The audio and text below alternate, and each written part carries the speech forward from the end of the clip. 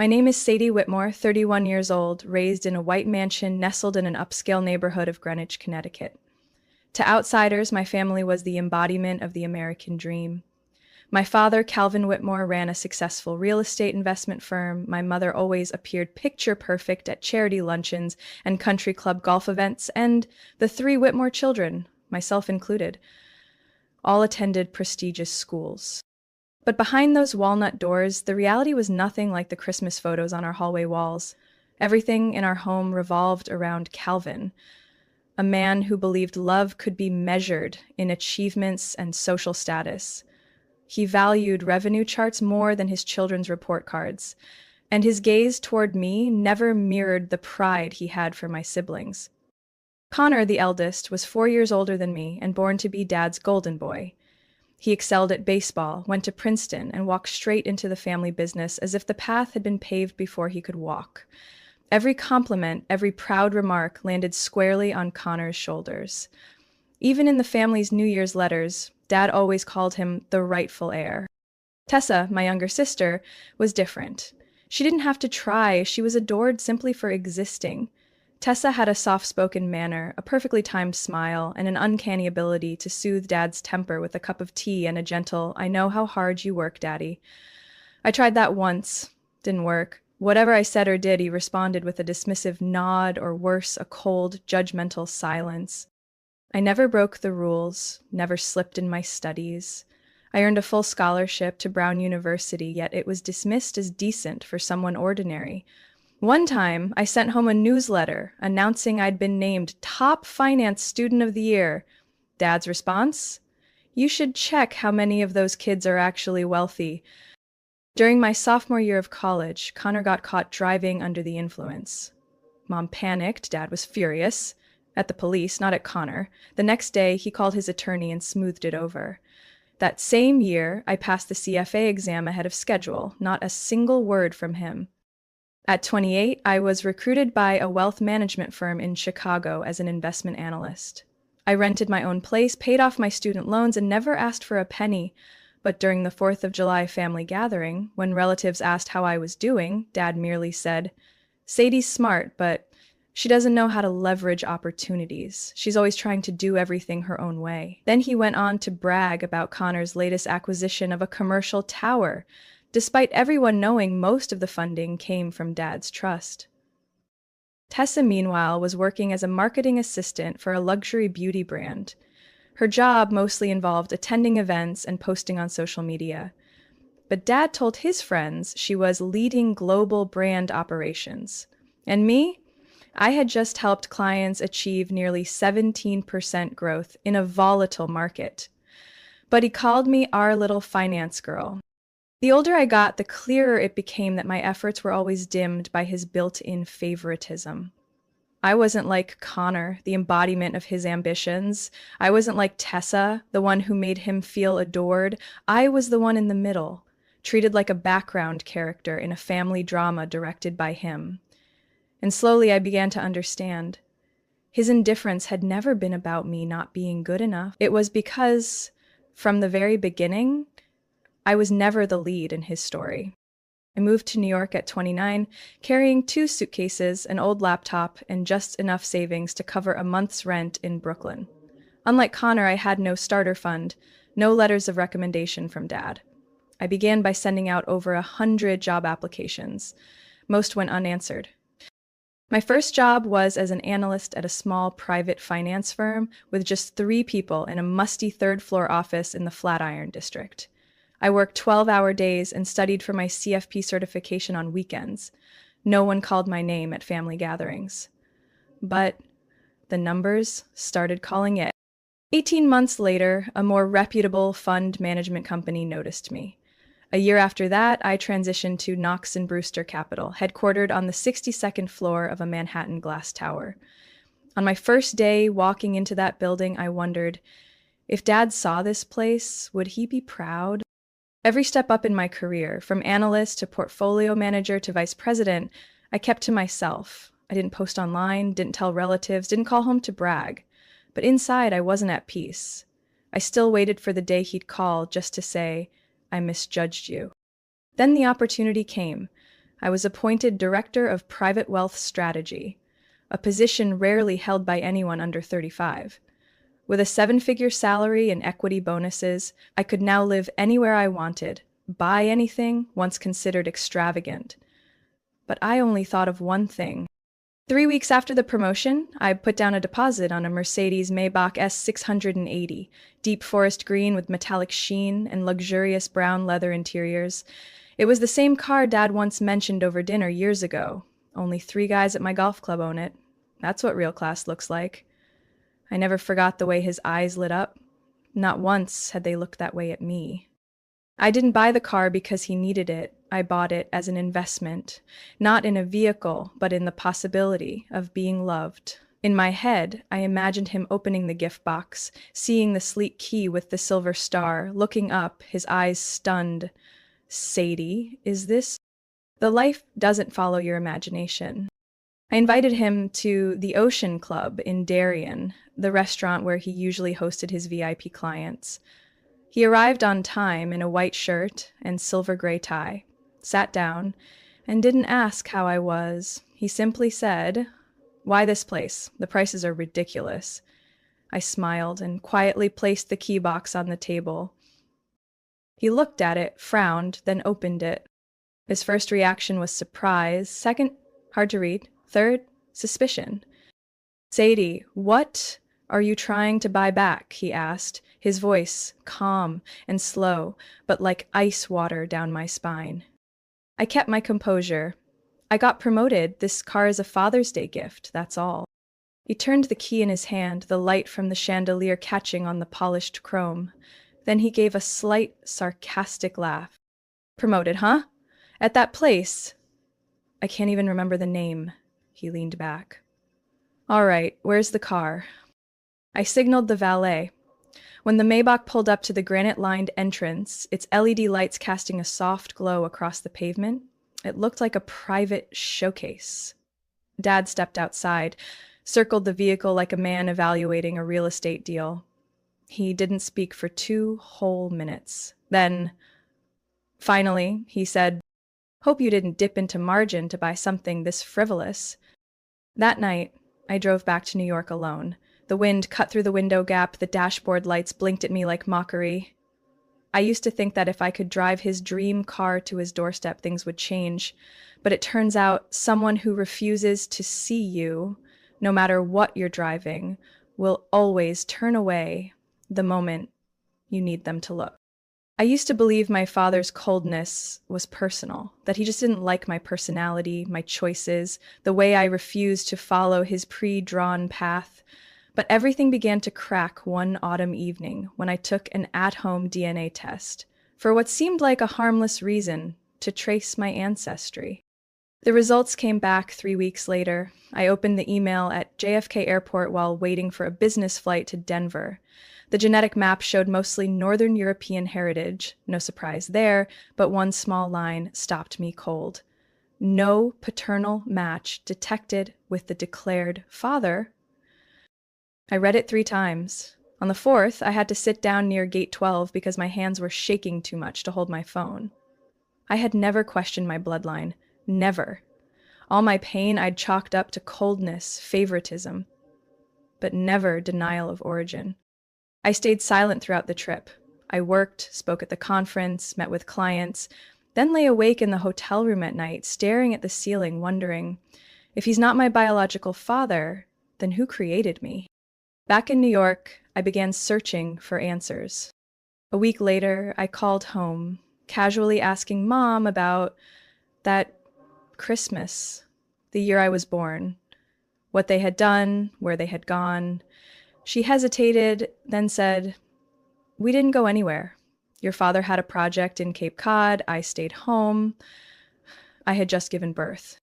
I asked, "Do I have any newborn photos?" She paused for a few seconds, then said, "A few. I'll find and send them to you." 3 days later, I got an email with 3 blurry photos, all of me and Mom. None with Calvin. No hugs, no standing beside me, not even a touch. I began to feel like I was walking through a familiar house where every object had been swapped. Each small detail made me question more. A few days later, while picking up paperwork from home for Mom's year-end charity records, I waited until he left the office. I stepped into his study. On his desk, a silver-edged wooden comb sat among a pile of papers. I picked it up, saw a single hair caught in the teeth, and sealed it in the zip bag I'd brought. I don't remember whether I held my breath or exhaled on the way out. All I know is by the time I was miles away, I realized I had instrumental music playing, something I never listened to. I mailed the hair sample to the same lab, requesting a specific comparison to my existing DNA file. The result arrived on a Wednesday evening. I just walked home from the subway after a long day of back-to-back meetings. My inbox read, "Biological relationship confirmation, Sadie Whitmore." I didn't open it right away. I went to the kitchen, poured a glass of water, sat down, and placed my laptop on my lap. Then I clicked, "Conclusion: no direct biological relationship detected between the hair sample and test subject. Probability of Calvin Whitmore being the biological father, less than 0.01%. I didn't cry. The feeling wasn't sharp enough to name. Only one thing echoed in my head. So it wasn't my fault. All these years, I'd strained to become someone worthy of his pride, without knowing I was never part of his emotional framework to begin with. I wasn't his blood. I was the embodiment of something he could never forgive. A mistake, a secret, a living reminder of what he couldn't control. I haven't said anything to Mom, not yet. But the printed report sits in an envelope inside my black leather handbag, the one I carry on formal occasions. And I know the day I open it in front of everyone will come. Not soon, but not late either. Calvin Whitmore's 65th birthday party was held at the family estate in Ridgefield, where every lamppost bore donor plaques from charitable foundations, and every wall in the main hall flaunted one of his many honorary awards. I'd always found the place suffocating, but this year I returned with a plan. The Mercedes Maybach I bought for him 3 weeks prior was staged right outside the front door, part of the decor. No one knew it was from me. No one was allowed to say my name. I entered wearing a floor-length black silk gown. Minimalist in design. Elegant enough to avoid being called flashy. Conservative enough to dodge his usual jabs about inappropriate seriousness. I had prepared everything. In the bag on my shoulder was a cream envelope with the DNA results, closer to my heart than anything else in my 31 years of life. Connor and Tessa had already arrived. My brother, in a light gray suit, smiled like a man running for office. My sister gave her usual polished toast from the balcony, voice smooth like a TV host. My mother poured wine, hand trembling slightly, smile frozen in practiced form. I stood by the cocktail table, listening to everyone recount the family's legacy of success, as if I had never existed. When everyone had taken their seats at the long, white-clothed table, Calvin stood up. Brandy glass in hand, his voice rang out with the calm confidence of someone who had played this role for decades. "Thank you all for being here. 65 years of life, and what I'm most proud of isn't the fortune or the accolades. It's my 3 incredible children who have carried on the legacy I've built." He turned to Connor. "You, son, are the embodiment of the Whitmore spirit, tenacious, sharp, and smart enough to invest in the right things." Then to Tessa. "You're not just beautiful. You connect people. You understand what many business veterans never do. Relationships are currency." I tightened my grip on my glass. His gaze finally swept across to me, then paused deliberately. "And Sadie?" He paused for effect, like a seasoned actor. The whole table held its breath. "Sadie has always chosen her own path, sometimes so much her own she's lost direction. But hey, every family needs someone to act as contrast." He smiled, not warmly, but like a clean slice through candlelit air. No one spoke. No one laughed. A few averted their gaze. My mother dipped her head. Tessa nervously reached for food. Connor gave me a strained, pitying smirk. I set my glass down, lifted my chin. "Interesting, Dad," I said, calm but loud enough to rise above the chamber quartet in the background. Choosing your birthday as the day to rank your children. Not the worst idea. Shame I was never even entered in the competition. His brow furrowed. What are you saying?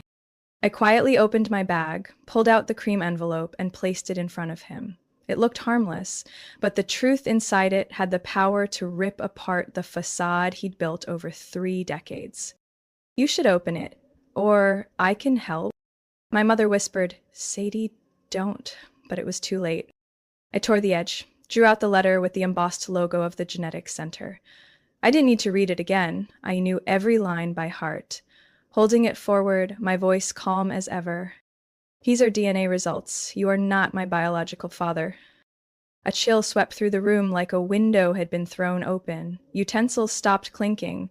Silence, heavy, absolute, settled like fog. You're not my father, so I guess I don't need your pride. I looked him in the eye.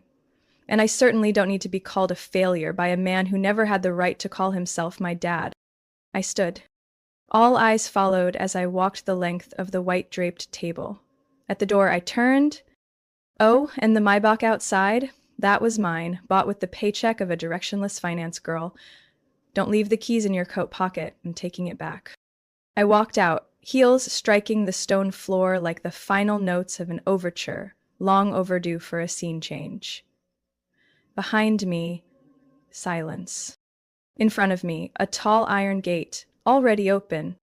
I stepped out of the grand hall under the stunned stares of over 30 guests. From my father's business partners to distant relatives, no one stopped me. No one dared. The Maybach was still parked out front, its lights reflecting faintly off the glass dome, my silhouette mirrored on the hood. I pressed the key. The door unlocked with a soft click. Quiet, but loud enough to declare, "This is mine, and no one gets to deny it anymore." I slid into the driver's seat and shut the door with a firm thud. My hand gripped the steering wheel, palm still burning. I didn't start the engine right away. For a few seconds I sat in silence, eyes closed. I remembered my mother's expression as I pulled out the envelope.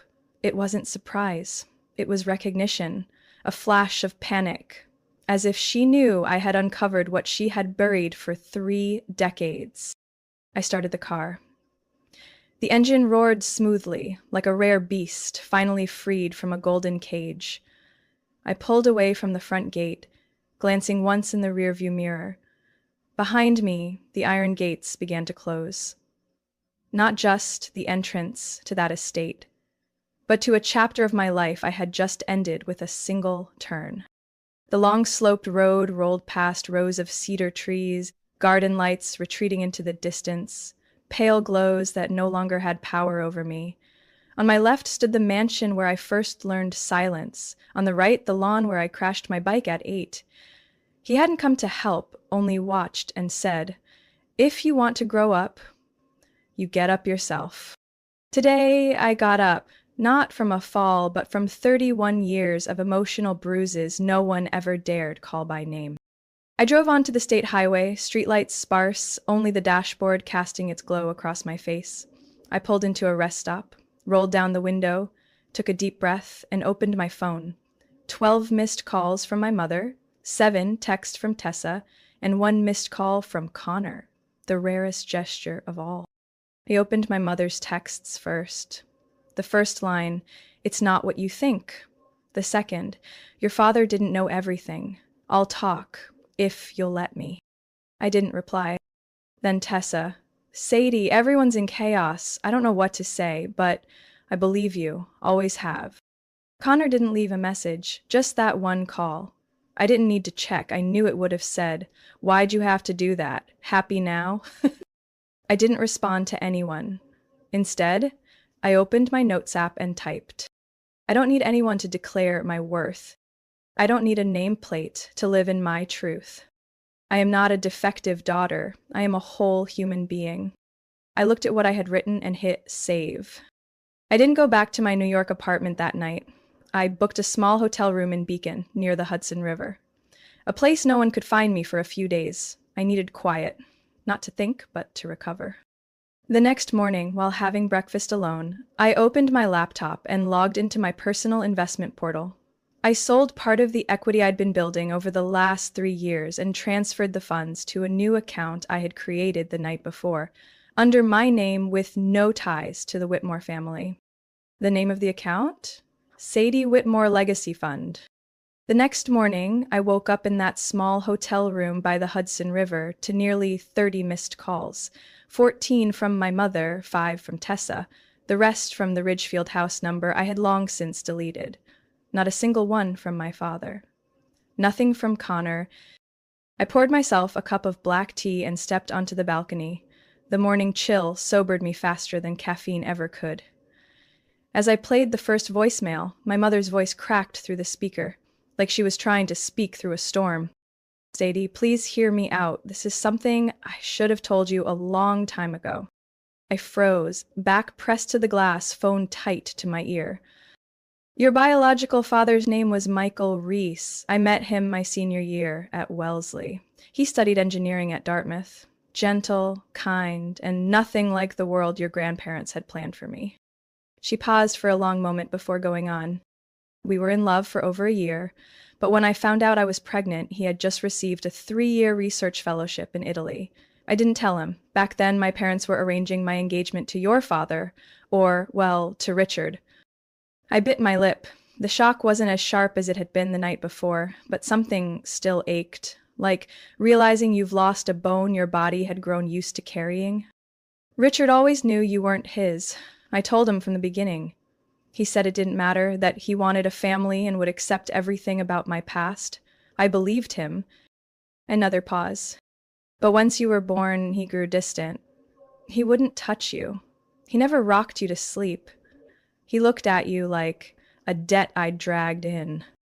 I closed my eyes. The air was colder, but I didn't go inside. I needed to hear it all.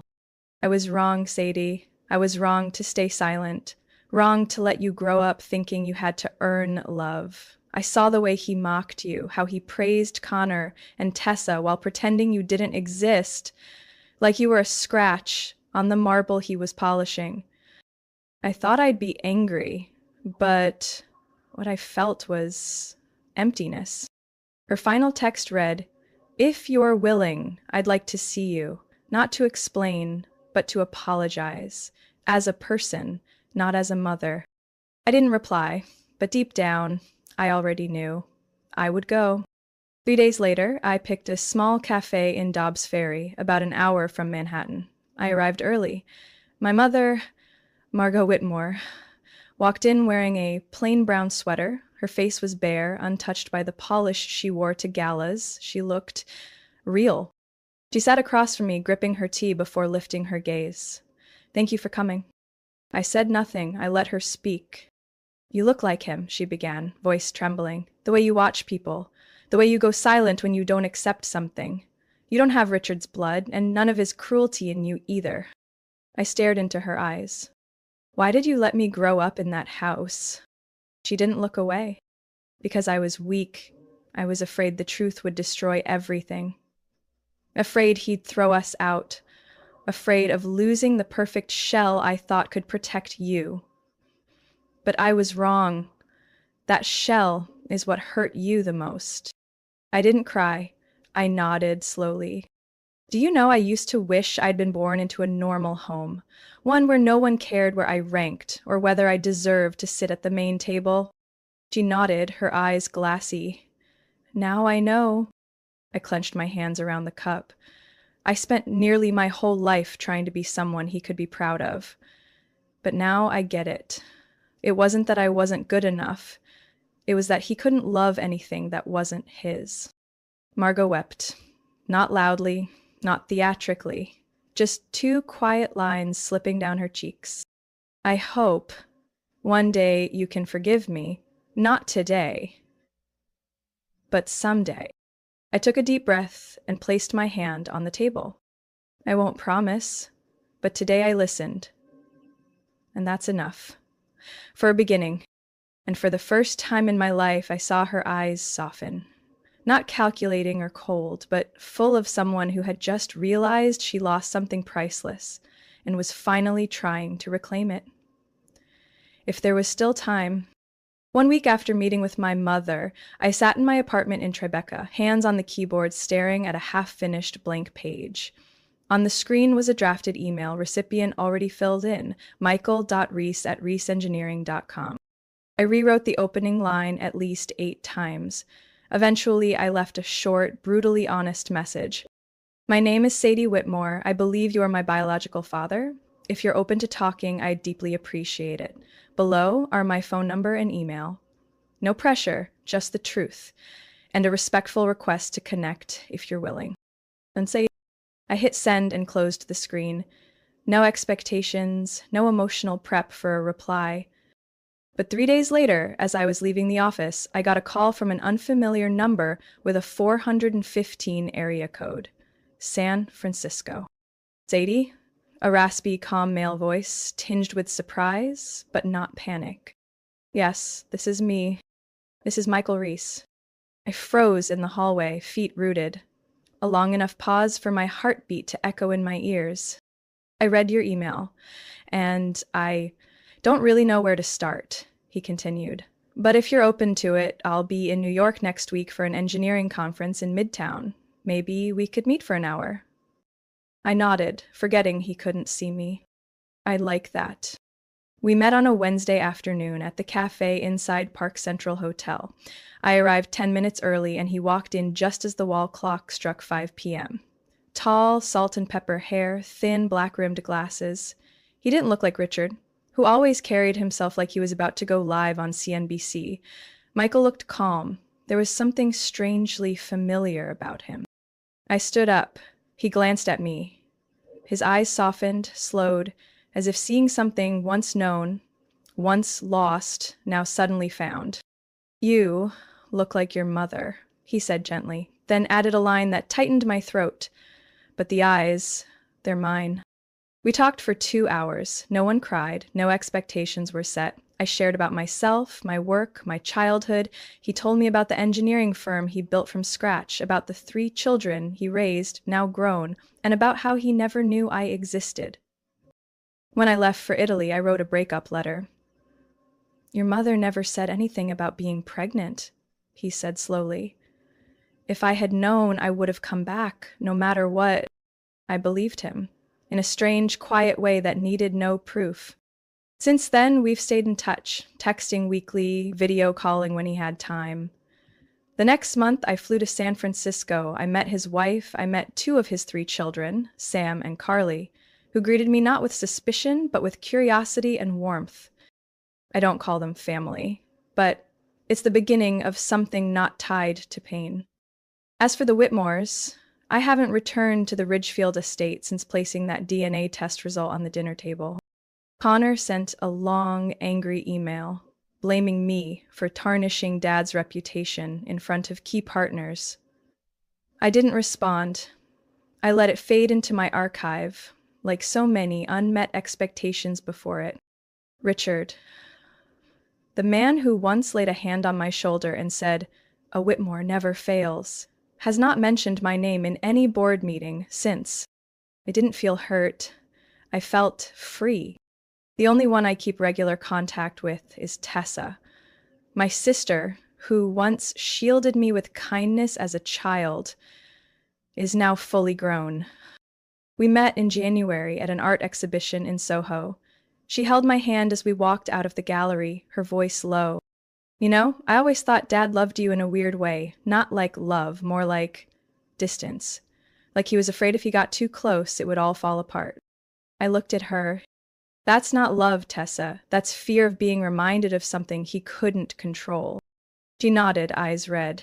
Anyway, I'm always here, not because of blood, but because you're someone I choose to keep. That sentence, to this day, remains one of the deepest things to ever heal me. Not from the man who vanished from my childhood, not from the one who pretended to be a father, but from a sister who never once looked away. I sold the Maybach 6 weeks after leaving the Whitmore estate. The broker seemed a bit surprised to learn that the owner was a 31-year-old woman working in finance, not a supercar collector or retired politician. but I didn't need anyone to understand the reason. I used the money from the sale to complete my investment in a startup focused on financial consulting for independent women, a project I had once hesitated on because Dad wouldn't see it as worthy. But now, no one sat on my shoulder anymore. Not Richard, not Connor. Not any shadow that made me feel I had to prove myself in a race with no finish line. Instead, I started therapy. My therapist's name is Meredith, in her 50s, soft-spoken but sharp. At our first session, she asked, "Sadie, if there were no one left to please, how would your true self choose to live?" That question stunned me. I had never thought about it. For most of my life, I lived to be seen. Every report card, every promotion, every expensive gift, all aimed at a nod I never received. But it was precisely the absence of that nod that forced me to learn to keep my head up and keep going. No one gave me validation. I had to sign my own name across my life. 3 months into therapy, I slept through the night without dreaming of Dad standing at my bedroom door, asking, "You think that'll impress me?" I also stopped reading business headlines just to see if my company's name showed up. I gradually stopped measuring my worth by how others looked at me, even those who once called me a failure. My relationship with my mother, Marga, didn't go back to how it was, but it took a more honest turn. We met once a month, didn't bring up the past unless I was ready, didn't avoid the truth, and didn't sugarcoat anything. She started to say, "I'm sorry," without adding a but, and I learned to listen without gearing up to defend myself. One Saturday afternoon, when I visited her at the small apartment in Westport she moved into after the divorce, she handed me an envelope filled with old letters. Letters Michael had written to her back in college. She said nothing as I opened them, just sat quietly beside me. I read them all. Each line was sincere, gentle, as if he had truly loved my mother once. And somehow, that love had lingered through me. In November, Tessa invited me to her house in Montauk for Thanksgiving. I accepted. The dinner was small, just Tessa, her husband, their 2 kids, and me. No rituals, no scrutinizing glances, no chairs arranged by invisible rules. Tessa roasted the turkey, the kids ran circles around the living room, and I helped set the table, wore an apron, mashed potatoes like I'd done it all my life. As we sat down to eat, Tessa raised her glass of red wine and smiled at me. To Sadie, the one who didn't just survive, but dared to rewrite her own story. I laughed, not the forced kind from years past, but the kind that bursts out from a place no longer heavy. I looked around the table. No one here shared my blood type. No one here had attended my graduation or watched me accept my first job offer. But everyone here chose to be present in this moment for one simple reason. They saw me.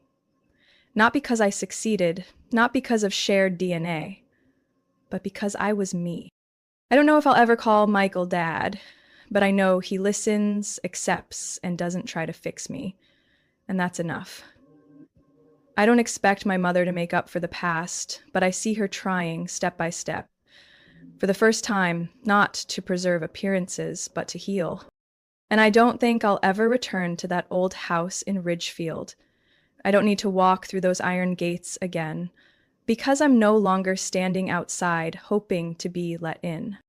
I am exactly where I belong, a small dinner table, a warm kitchen, and a family that needs no proof. Freedom sometimes doesn't come from erasing the past, but from facing it and choosing to move forward, even with the scars.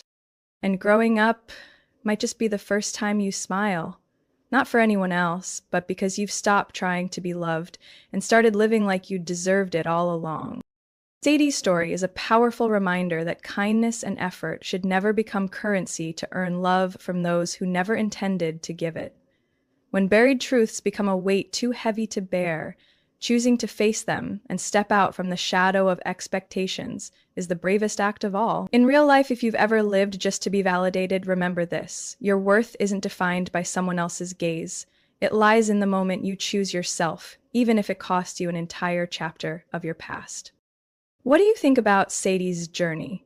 Was she too harsh or simply claiming what she always deserved? Share your thoughts below, and don't forget to follow the channel for more powerful stories about family and finding your way.